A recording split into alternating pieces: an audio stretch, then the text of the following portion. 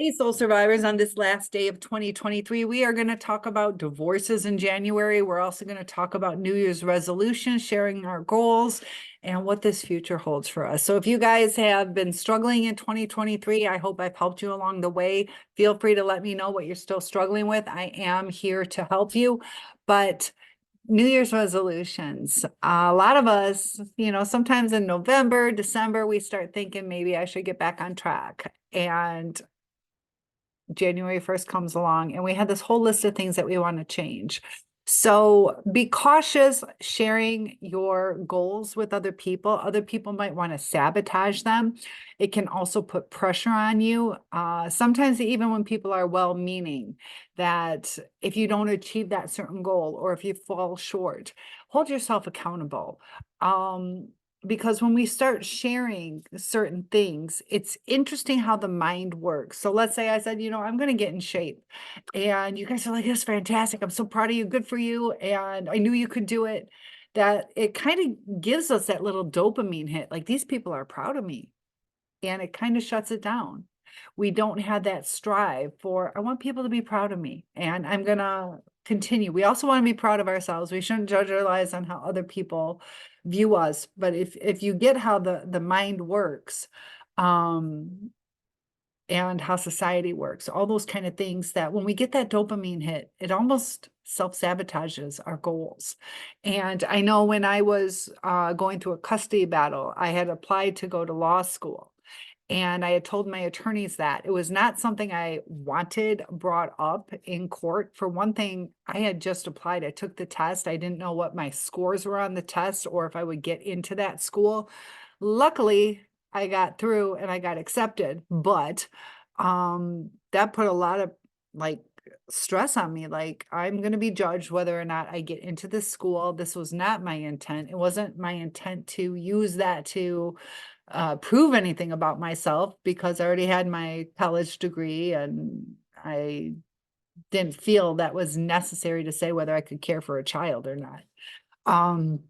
So sometimes people will start sharing certain things. So let's say you wanted to have a baby this year and it's just not happening yet, that people are going to start to feel like you might be hounded by them, or you might start avoiding people. Like, I don't want them to ask me this anymore.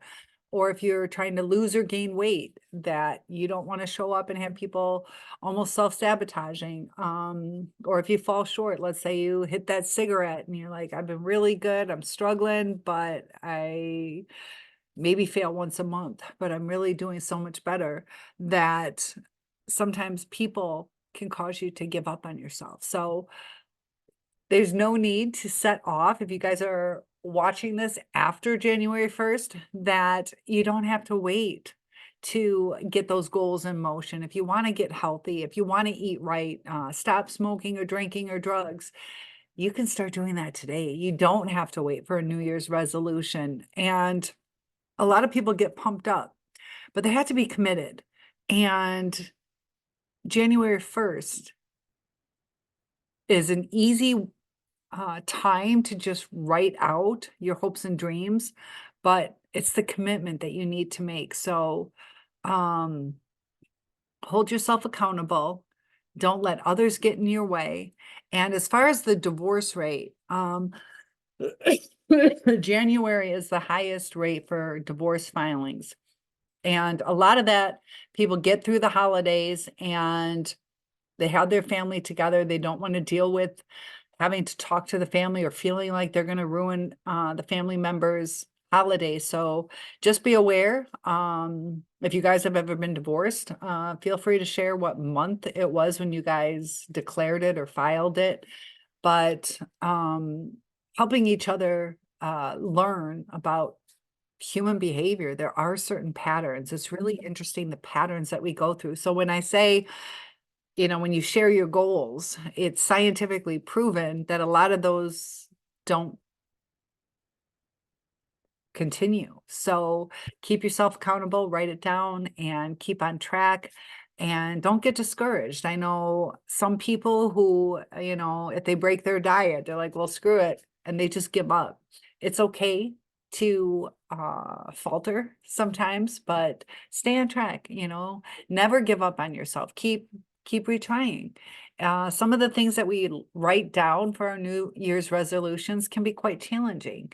So those of you who are struggling in narcissistic or abuse, or from a discard or a breakup with a narcissist, that I am praying for each and every one of you to have the best 2024 possible. And it's hard to break that trauma bond and the cycle. It's also hard to think clearly when you're in the beginning stages of healing, or not even to that point yet, where you're still in the relationship, that because of the CPTSD or the trauma bond, all these different things can cause a lot of brain fog. And a lot of times we do the cognitive dissonance. I have some friends who are dealing with, some relationships that are falling apart. And not all relationships that fall apart are because of narcissists. Sometimes it's just, people triggering each other or not understanding each other or communicating. And there was this one lady who did, I'm a teacher, so she is one of the teacher people, but what she does with her students is she talks, like at the beginning of the year, that this is your upstairs brain, this is your downstairs brain, and this is your amygdala. So when you're in a comfort state, like your whole brain's working together. But sometimes you lose your cool and your top float falls off, or sometimes your amygdala, which is your feeling center, it gets a little jumbled and your brain starts kind of bebopping around and it's harder to think. But when you get in that fogged state, it's hard to think logically. You're thinking from different parts of the brain, and the narcissist, their amygdala, their feeling center of their brain is damaged, like really damaged, and they don't feel that connection to give empathy.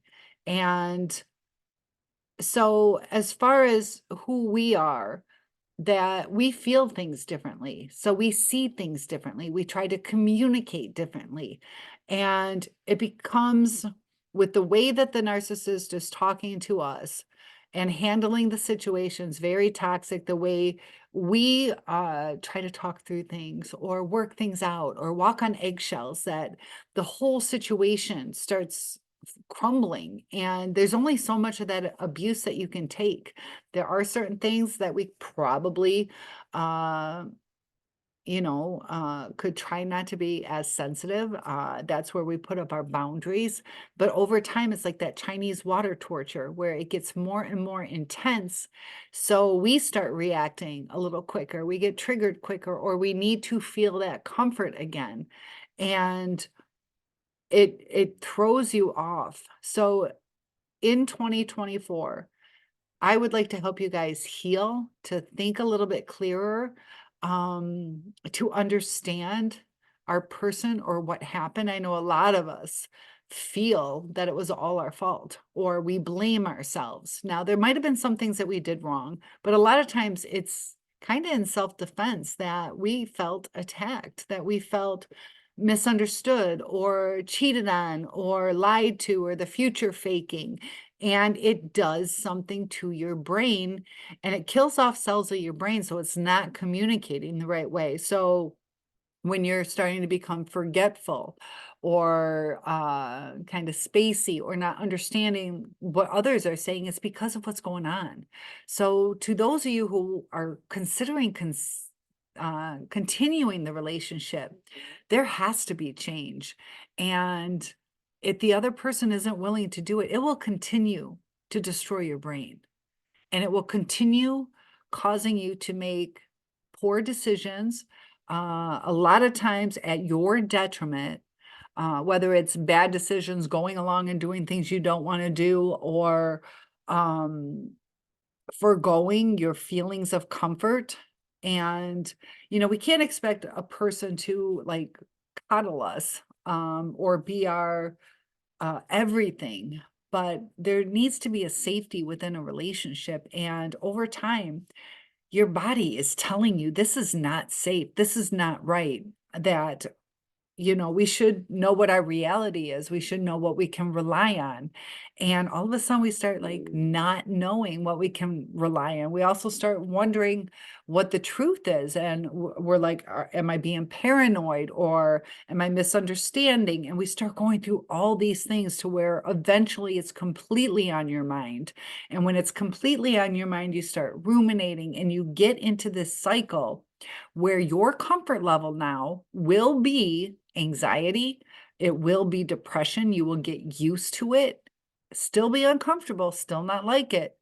But I know with me, even on my good days, I still have anxiety, that it's like, where is this coming from? I got a full night's sleep. I, ate a healthy meal and I'm in a good mood, but it still is in the healing process, because I was in such a state of anxiety where I'm like, are you alive or dead? And none of it made sense, because the last words were, of course, I'll do right by you. And then all of a sudden, we're states away. So with work, big story, but I was in an extremely anxious state to where you're even trying to communicate, are you alive or dead, searching obituaries and not being able to travel because there's not enough time. And like, your body gets stuck in certain modes, and it's taking like years.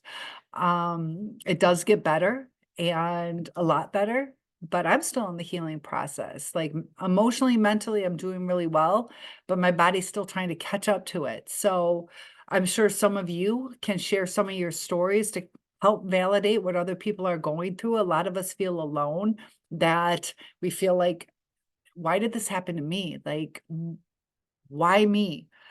That sometimes if we understand that we weren't a fool, we were fooled, but we weren't a fool.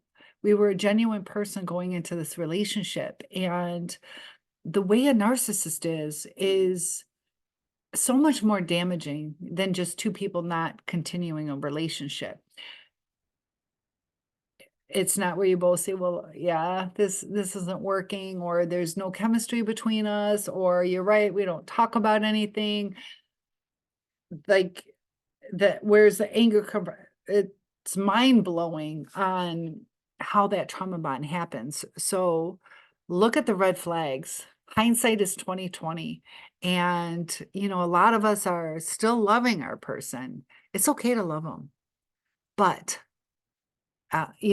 just like, think about somebody with a peanut allergy. If you love peanuts, that's okay, but it's toxic to you. So don't go near it, don't eat it, don't consume it. So if you want to love something, love it.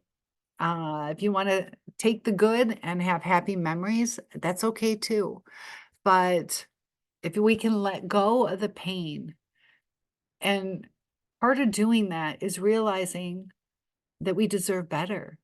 We deserve a safe space, especially if you live with that person.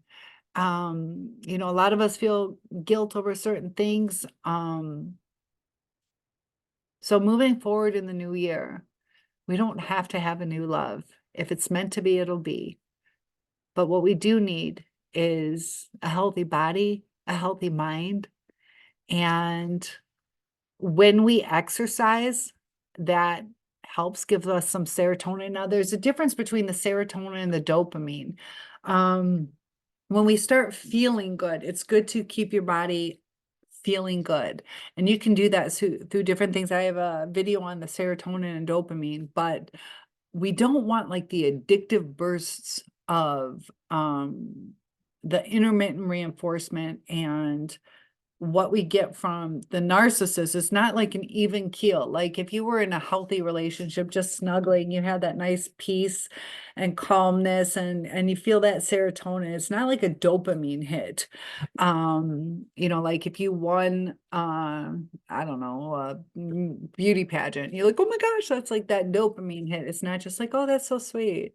It's like a pretty extreme. And so with the narcissist, we start getting to where it's dopamine, and we start getting addicted to it. And It's not a comfort. It's our body telling us, just like people who do drugs, that that time that you're doing it is probably fantastic. I've never done it, but you can also have bad trips. Don't do drugs, but it's something that is enticing to them. And then the body becomes addicted to it. But the thing is it never quite gets to what it was. And we kind of go through that with the narcissist as well, but part of it is not necessarily the strength of the dopamine. It's that the narcissist starts breadcrumbing. So we start like, oh my gosh, they said hi to me this morning, where it's like, this is ridiculous that I am getting a dopamine hit off of a hello. Not just to feel good, it's extreme, and we start craving it, and it starts consuming our body and our thoughts. And how can we get more of that? How can he say, hi, Cynthia? He can include my name, to where we're acting out of character. So let me know what you guys are struggling with. There are different ways to handle certain things. Also, we have to understand ourselves. If we're somebody who has ADHD or autistic or OCD, or maybe we are struggling with borderline bipolar, depression, anxiety, that there are different techniques that work with different people. So we have to understand ourselves too. So I've seen a lot of people where they say, it wasn't your fault. It wasn't your fault. And for some of you, it wasn't. Some of you may be the narcissist watching for information, or you might have other personality disorders. But what we need to realize is, whether it was reactive abuse or abuse, what can we do to change how we react to certain situations? How can we maintain our boundaries? How can we end up with the right person instead of somebody who seems to fit the bill but hasn't been completely vested into us, to where we know, is this a good choice? The narcissist, psychopath, sociopath, they will manipulate us. And there are red flags looking back. If you see all the different people, whether it's on my channel or other channels, there are so many similarities, and we can't keep overlooking those. So moving forward, this is a lesson we're meant to learn. So take that for what it is. It is a lesson we were meant to learn, whether we wanted to or not, whether it was fair or not. Some people just had the perfect relationship and they don't ever have to learn this crazy lesson. But it is a lesson that we need to learn. And without learning that lesson, without learning it, you are always going to repeat the cycle. It's going to cause you to attract the same people. The same people are going to be attracted to you because of the way you handle certain things. And a narcissist, they know how to test the waters, and they latch on for different sorts of supplies. And so when you're comparing, is the new supply prettier than me, that might not even be anything of interest to them. Maybe it's finances, but you are not finances. You are not makeup and a hairstyle. You are somebody worth true love, regardless of what you look like or what job you have. So if you take care of yourself, if you're clean, comb your hair, don't let yourself go. But true love is a deep connection, and the narcissist will never have a deep connection. And that's what hurts, is we thought that we had this big, deep connection, a true love with somebody. And they're at a different stage. I talk about the different brain and development stage that they're at. And we become the parent, and they become the child, teenager who is hoping to break free from mom or dad, because we are constantly telling them, you know, this is how you treat people, and this is what you need to do as far as a job, and this is how you should handle this situation. And with the narcissist, they don't want to hear it. And as a teacher, the more traumatized kids, there's times, you know, over a break, I had offered this one kid, I said, look, you know, you can pass, but you have to commit. And I offered 4 to 5 hours a day, every day during Christmas break, which is like 3 weeks, 4 to 5 hours a day, even on the weekends. I say, if you can give me a full commitment, we will get you to pass. He didn't want anything to do with it. It's not where he's at. He wants to, you know, think about soccer or just kind of chill or play video games that, you know, his mind isn't in that state. So when we're talking to a narcissist, their mind isn't in the right state. Plus, they don't understand, or they don't click. Like if you said, I'm just feeling a little sad today, I could really use a hug. And then they're like, what is wrong with you? Like, get over it. They don't connect. Like, oh, that might give you a hug. And these are just extremes, you know, sometimes they'll catch on to it, or they have that cognitive empathy to where they're like, I guess she said she wants a hug, I'll give it. But their feelings are different. And I don't know, guys, 2024 is going to be a fresh start. Don't put too much pressure on yourself. Just get better every day. Don't overwhelm yourself with a years-long list. Just tell yourself what you want to change, you know, or get better at. What dreams have you not achieved that you would like to go after?